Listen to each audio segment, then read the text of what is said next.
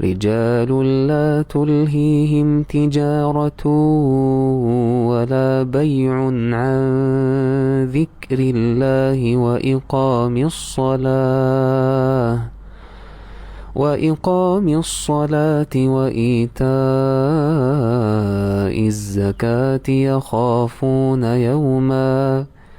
يخافون يوما تتقلب فيه القلوب والأبصار في بيوت أذن الله أن ترفع ويذكر فيها اسمه يسبح له فيها بالغدو والآصال رجال لا تلهيهم تجارة ولا بيع عن ذكر الله وإقام الصلاة Yo, Sardor, o'zi yarimta ham paragraf tarjima qilmagansiz, yana harakat qilyapman, o'xshamayapsiz. Qani harakat bu yoqda? Bilasizmi, Odam alayhissalom ham Allohdan rizq so'raganda Alloh Odam alayhissalomga nima bergan? Bug'doy bergan, non emas, lekin non bersa ham bo'lardi-ku, lekin bug'doy berdi. O'zi non qilishi uchun. Yoki Maryam onamiz-chi, Iso alayhissalomni dunyoga keltirganlaridan keyin Alloh u kishiga daraxtni shoxini tort, xurmo olasan dedi. Qurbon o'zini bersalar ham bo'lardi-ku. Lekin daraxt shoxini to'rt harakat qil dedi.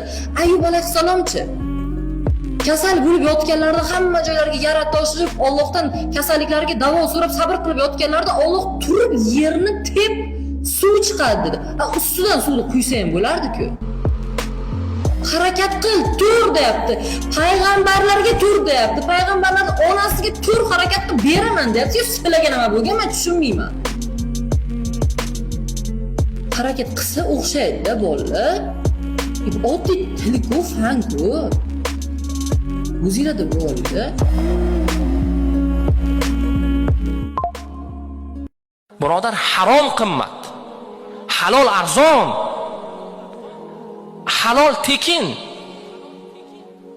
Harom qimmat bo'lsa-da biz unga oshnomiz, oshiqmiz o'shanga. Tahorat qilyapsiz, masjidga kiryapsiz. Tahorat qilib 2 rakat namoz o'qiyapsiz. Sizdan biror kishi pul so'rayaptimi? Yo'q.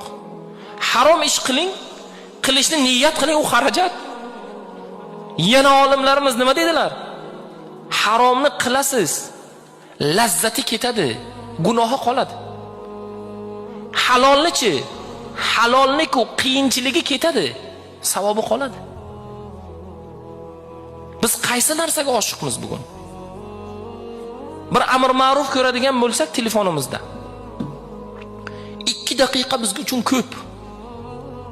4 ta masxaraboz, umuman dini diyonatga to'g'ri kelmaydigan 4 ta suhbat, 4 ta kulgili gap, u ham bo'lsa na dinga, na diyonatga, na xulqqa to'g'ri keladigan kadrlar, unga biz oshiq.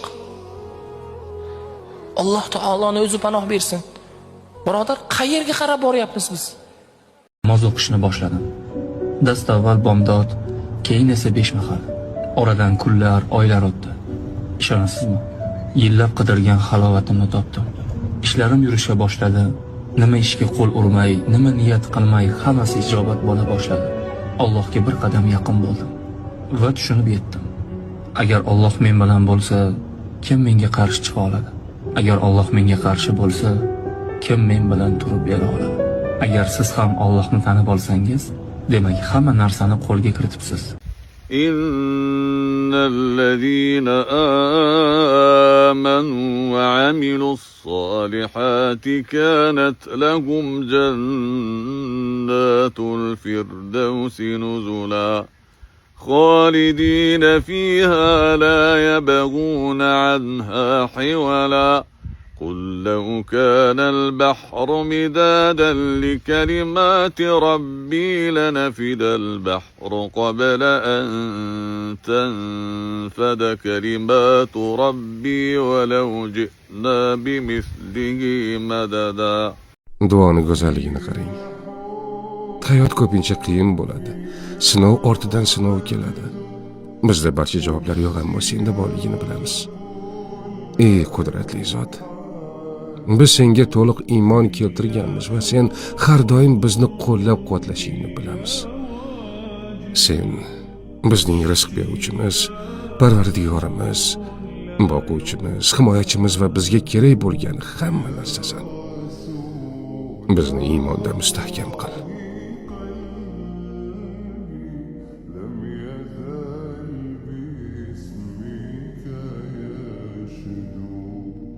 أيا من يدعي الفائل كم يا خلوة تعبي الذنب والذم وتخطي الخطأ الجم أما بان لك العيب أما أنذرك الشيب وما في نصحه ريب ولا سمعك قد سم أما نادى بك الموت أما أسمعك الصوت أما تخشى من الفوت فتحتاط وتهتم.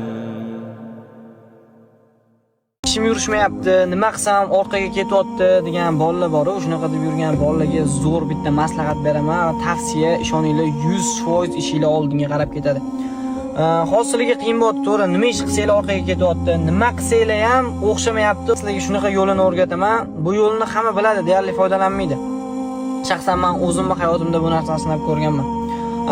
Alhamdulillah maqtanmayman. Shu yoshimgacha adamlarga mashina olib berdim, ota-onamni umraga jo'natdim. Nimani orqasidan? 3 yil oldingi hayotimda men ofitsiant bo'lib ishlaganman, to'yxonalarda, do'konda sotuvchi bo'lib ishlaganman va o'zimni hech kim bo'lmayman deb tasavvur qilganman. Va bir kuni Allohdan so'radim, yig'lab so'radim kechqurun o'tirib, Alloh, men qachongacha buni qilib ketaman? O'zing yo'limni ochgin.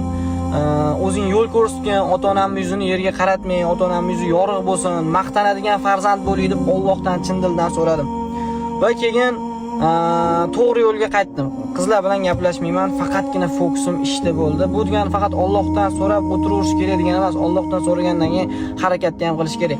Sizlarga ham bitta maslahat, Allohdan chin dildan so'ranglar, Alloh beradi. Menda shunaqa bo'ldi. Allohdan so'radim, Alloh berdi. Alhamdulillah. Men maqtanmoqchi emasman, men sizlarga prosta ko'zlarni ochinglar, Allohdan so'ranglar. Allohdan chin dildan iymoninglar bilan so'raydigan bo'lsanglar, iymon bilan so'raydigan bo'lsanglar, Alloh albatta beradi. Bu videoni ishim yurishmayapti, nima qilsam orqaga ketyapti degan tanishinglar bo'lsa, o'shanga jo'natib qo'yinglar. Albatta manfaatli bo'ladi. Rahmat oldindan. Like bosish shart emas.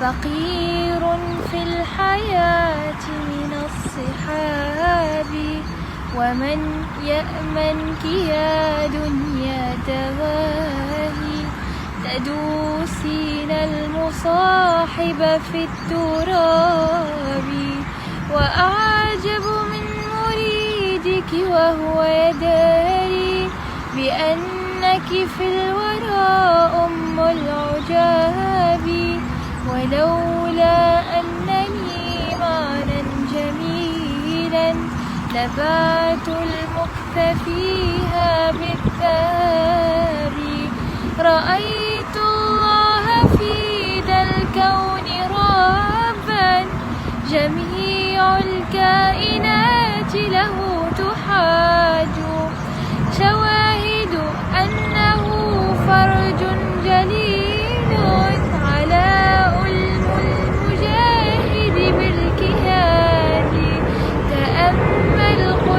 الرحمن وانظر سيأتيك التأمل للصباح ilm talabada yurgan ukalar, mashaqqatligiga qaramanglar.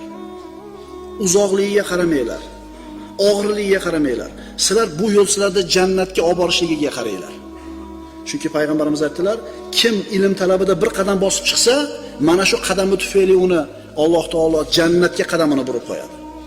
Imom Termiziy keltirgan hadisda Rasululloh aytadilar: "Ad-dunya mal'unatun, mal'unun ma fiha illa zikrullohi ta'ala va ma walahu."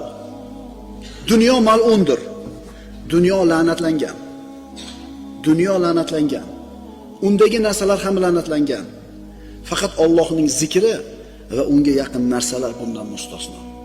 Agar ilm o'qimasangiz, olimlarga yaqin bo'lmasangiz, ilm majlisiga intilmasangiz, faqat la'natlangan narsani orqasidan quvalab yuribsiz.